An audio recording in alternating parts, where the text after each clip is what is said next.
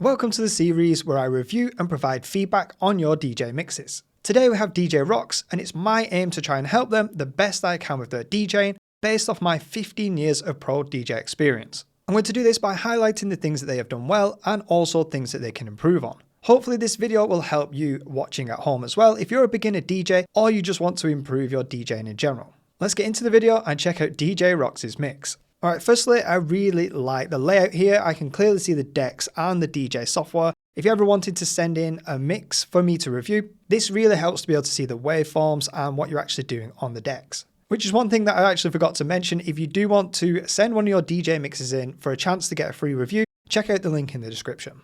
Alright, let's go.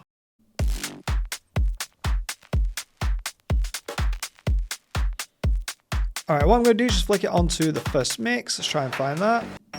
Alright, this track's building up. Alright, the first thing is clear that this person, DJ Rocks, is very conscious of the phrases. They understand phrasing and the different sections of the tracks, and we can see that with the hot cues.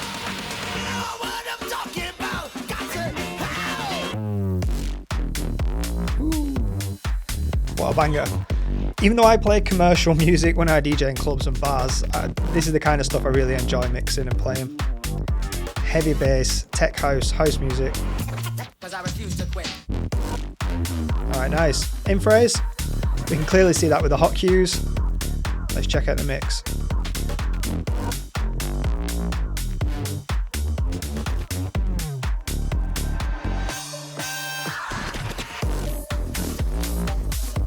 Nice, controlling the low EQs.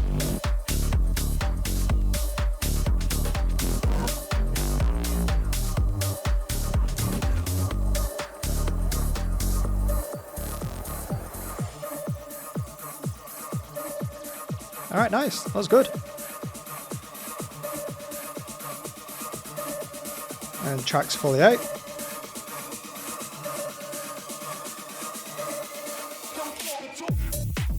Oh, nice. Into another banger. Alright, let's have a look at that mix. So the first thing that's obvious is this person is very aware of phrases on the tracks. We can see all the hot cues on the tracks highlighting the different phrases. For me personally, I don't think it's necessary to highlight every single phrase. When I load a new track up in my DJ software, I just highlight the mix in points and mix out points of the track.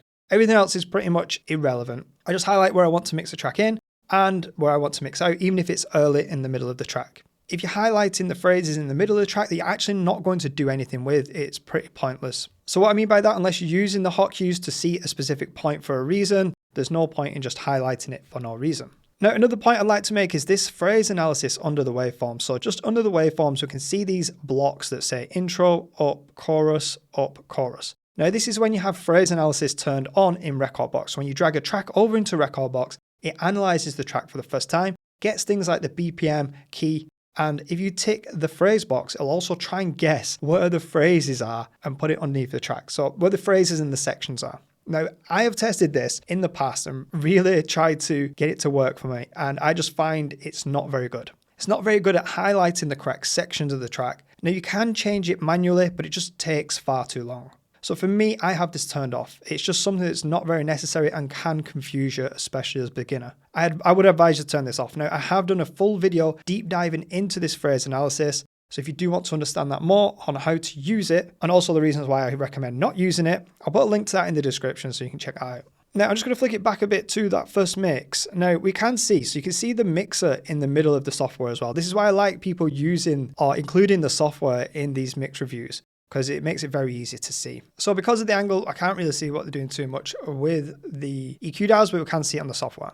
So yeah, with especially bass heavy tracks like this, with bass house, it's really good to control the low EQs. I preach this all the time in my mix reviews and just in my lessons in general. The reason for this is the low frequencies carry the most energy in the track. It's the highest and the widest waveforms, and these are the ones we're going to want to control the most. You don't want them clashing, as these are going to cause us the most problems. So it's really good that we're controlling the low EQ dials. Now, if you look very closely, you might not be able to see it on your screen, but the mids are turned ever so slightly. Now, for me, it's inaudible. The tweak that we've done on that mid is not going to be heard. Small tweaks make small differences. You don't really want to be doing that. It's just giving you something extra to do and focus on that's not going to make too much difference. So for me personally, when I DJ live, I just turn the low EQ dials down and control the lows, and then control the mids and the highs with the channel fader both together. Instead, I'm just focusing on two things though, the lows and the channel faders. Makes it very efficient and very effective. When people try and tweak all three EQ dials at the same time, and the channel fader and the filter dial, they're just doing too much. At the end of the day, all them things are just volume controls. You're effectively just turning the volume down in three different ways. All right, so for me, I would just use the low EQ dials and the channel fader.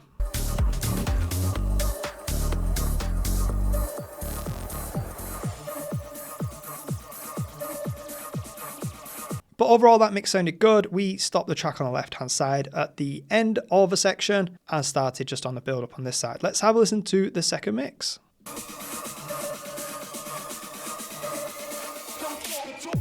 All right, I'm going to pause it there. Right, one thing I've noticed here is that the track on the left-hand side is 132 beats per minute. The track on the right-hand side is 124 beats per minute. And also the track on the right-hand side just here, as you can see under the name, it says 26 BPM. That's the original speed of the track. So we're actually playing this track on the right-hand side 2 BPM slower than its original speed. For me, as a general rule when I DJ and what I teach is I don't like to play songs slower than their original BPM. I don't think tracks sound as good being slowed down. It sounds more off to the audience than it being sped up. Tracks, in my opinion, can be sped up a little bit if you do want to. Doesn't sound bad. So if you have to change a track's BPM, it's better to speed it up than slow it down. So with that in mind, we need to get these two BPMs at the same speed. Let's see if we move the one on the right up or the one on the left down. Now the one on the right is playing to the audience, so that's going to be difficult. So let's have a watch. All right, we're moving the one on the left-hand side down. So you can see now the one on the left-hand side has gone down to 124. Again, like I've just said, I wouldn't play a track slower than its original speed. So what we can do here, when I DJ any kind of house music or dance music, such as this, even though this is bass house, so it's kind of a genre of house music, I have a set and forget mindset. So what I mean by that is I set it at 1 BPM and then forget about it. All right, and with my dance music and house music, it will generally be at the fastest speed of the track in my playlist. So we've got 3 tracks here. One was at 126, one was at 124, and one's at 132. So for me, I would play them all at 132 beats per minute. I would set my DJ set at the start of the set at 132 and then just leave it at that throughout my DJ set. That way then the BPM is consistent throughout my set and I'm playing the slower tracks a little bit faster, which sounds better. Now, obviously that's not going to be a golden rule all the time. There might be some outliers, but in general, that is what I do. I would think these 3 tracks would sound better at 132 rather than slowed down to 124. All right, so let's keep watching.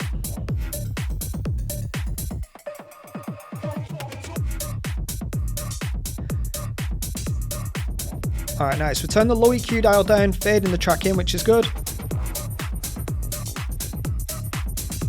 Again, small tweaks on the mids, there's no point. Nice. All right, again, the phrasing on that and the timing was good. I do feel like we've come out of the track on the right hand side one phrase too early. I would maybe have come out at hot QH just here at the end of the drop section rather than in the middle. It felt like that was a little bit rushed. I would have maybe have just left it one phrase longer, but it is in phrase. But remember, I have done a video recently as well called Phrase Mixing is Just Not Enough. All right, just because your tracks are in phrase doesn't mean your mix is going to sound good and time right. You do also have to time the sections to get a more effective mix. So on that point, I would maybe have just left it one more phrase. Now, I feel like we're trying to do too much then just before the tracks swap over. So again, we're tweaking the mids, the lows, and the channel fader. For me, just leave the mids as they are, control the low frequencies so we don't have 2 of them at the same time clashing, and then control the rest of the volume with the channel fader, the overall volume. That will make the most difference. I think with us trying to control 3 different things then, we rushed it a little bit and it could have been a little bit smoother. Also for me, what I would have done is added a little bit of echo on the track we're mixing out on the right hand side. If there's still some vocals and melody, instead of just pulling the channel fader out, it's nice just to add a little bit of echo or reverb on the end of it, just to tail that off a little bit and make it sound smoother so the volume doesn't drop all of a sudden. So I'm going to play that mix again and just watch the MIDI cues. You can watch it here in the middle of the screen at the bottom on the software. Just listen to how the volume just kind of drops a little bit too fast. With an echo, you can still pull the channel fader out as fast and it'll tail the volume off a little bit smoother and nicer. So they're the 2 things I would have done there. Let's watch it again. I'll wind it back a bit further.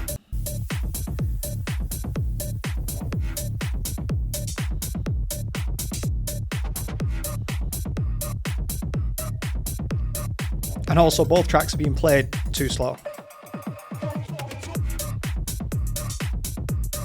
All right, here we go. Yeah, low EQ dial down, fading the volume fader in. Now we're swapping the EQs. There's no point in touching that mid there. Swap the lows, yeah. It just ended a bit suddenly. A bit of echo on that track we're mixing out of would have sounded a lot smoother. You could have done that whole mix again without touching the mids. The low EQ swaps were good and the channel fader control was good, but you could have done that whole mix without touching the mids and it would have sounded exactly the same. Right, let's have a look. Watch at the next mix. I can't remember. Tell me how you been. I've been good. I've been good. Feeling high. Right, it's good. We've got on the track on the right. We're going to mix in next. The low EQ dials turned down. Great. Feeling great. Gotta say, I've been good.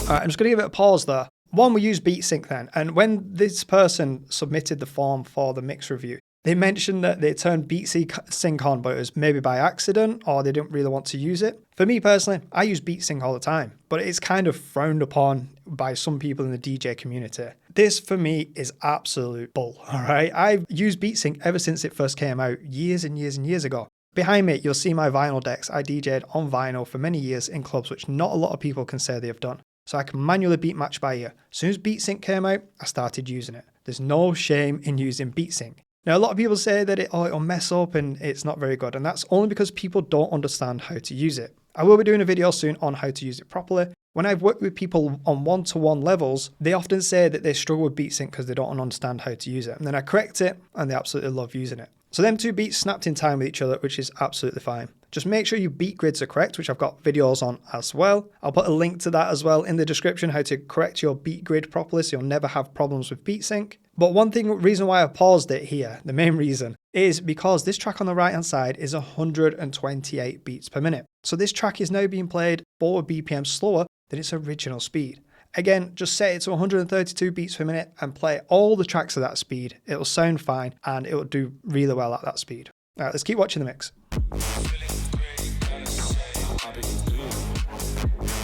We started the track on phrase. Again, we're very aware of phrases.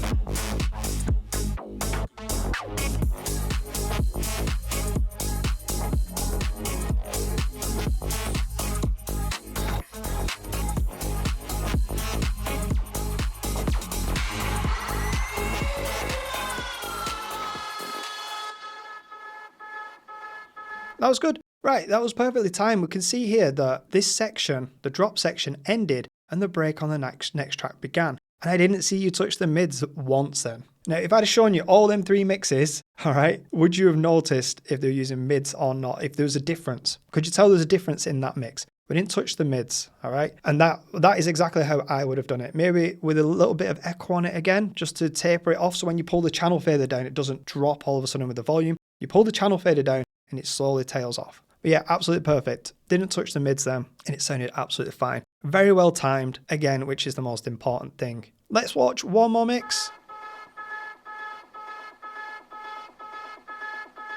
I really like the track selection as well, so that's another point. The track selection really matches really well. If this was a set for like a bass house event, it would work really well. This is one of the first things that you need to focus on when, as a DJ, is do your tracks gel well together in terms of the style and the energy and the flow of them. And I think this is done really well.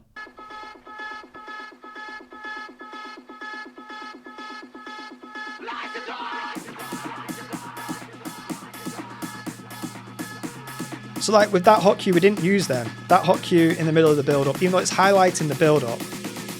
Let me just pause it a second. Even though it's highlighting where the build-up starts and the phrases, we've not used it, so there's not any point in that hot cue being there. I do see a lot of videos online telling you to put hot cues at the start of the track, end of the intro, start of the break, start of the build-up, start of the drop, end of the drop, and I just don't see what the actual practical use of that is. Even though they say you can jump to it, you wouldn't just jump to that point of the track from a random other point.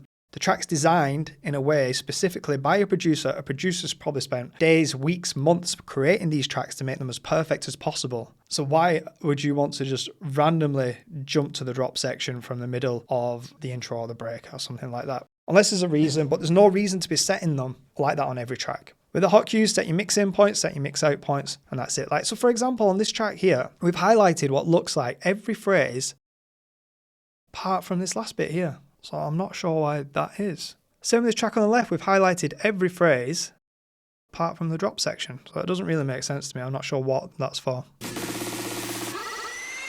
See what this tune's like. Woo, love it.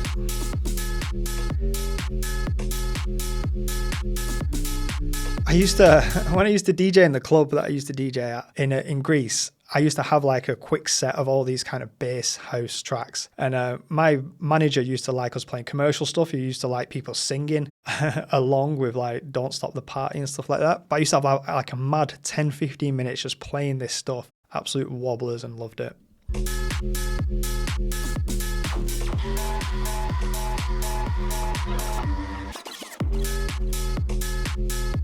Alright, we're letting this one run a little bit longer. Again, we've got the low EQ dial down on the left hand side. Brilliant.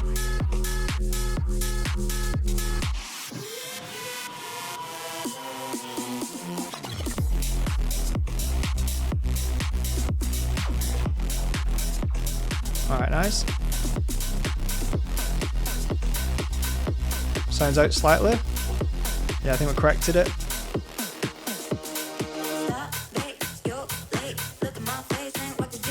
Okay, nice.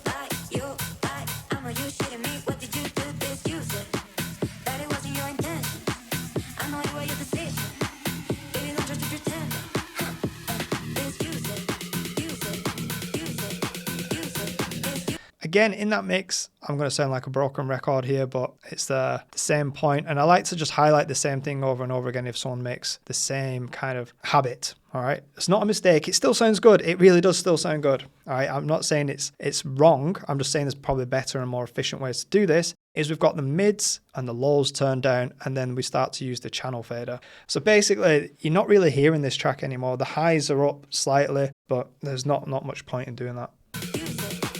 All right, let's listen to this drop.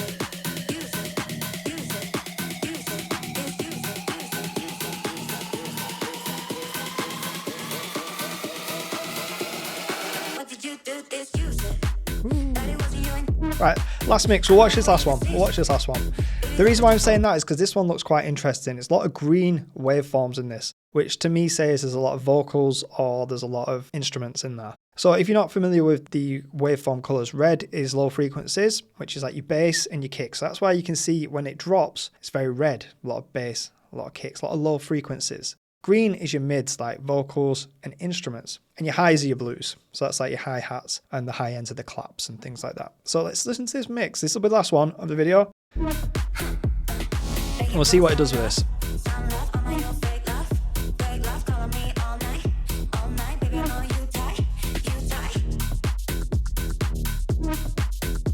That'll be an interesting place to start it.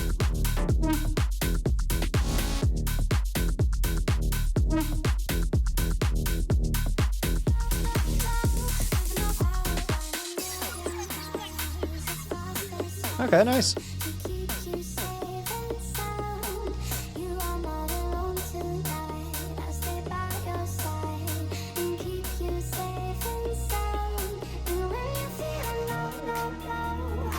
Nice, a bit of echo on the end of that. That sounded a lot better. Right, use the echo on the left-hand side then. It just tailed off nice and smooth.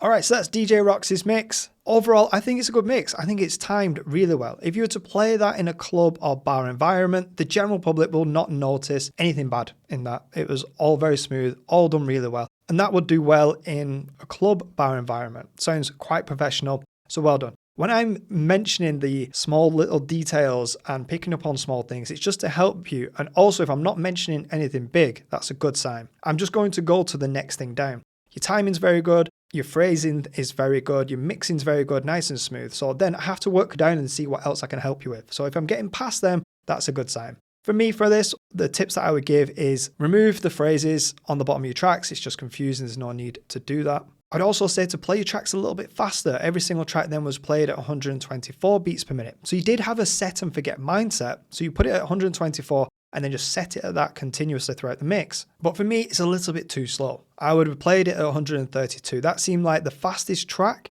if I can remember, that you played in this set. So I would have set it at 132 and played them all at that speed. And lastly, I would just honestly challenge you just to try and do the same transitions again and not touch the mid EQs. All right, and just control the highs and the mids with the channel fader and then just swap the low frequencies. Also add a little bit of echo like you did on that last mix to the end. I call this my core 3 mixing techniques, all right? I've done a video of this on YouTube. I teach it in my courses. I use them 3 things because they're the 3 things that I find make the most difference to your DJ set. Yeah, you can touch the mids if you want, all right? It's not going to sound bad. It just means that it's taking up another thing that you need to do and taking your hands away from something else that can be used more effectively. Core 3 mixing, I'll put a link to that video from YouTube in the description. And also, if you want to learn everything that I know about DJing, all the techniques that I use, you can check out my course in the description as well. Thanks for watching. If you want to send a mix in for a chance for me to review it, you can also check out the link in the description to that as well and submit your mix. Thanks for watching, and I hope to see you again in the future. Bye for now.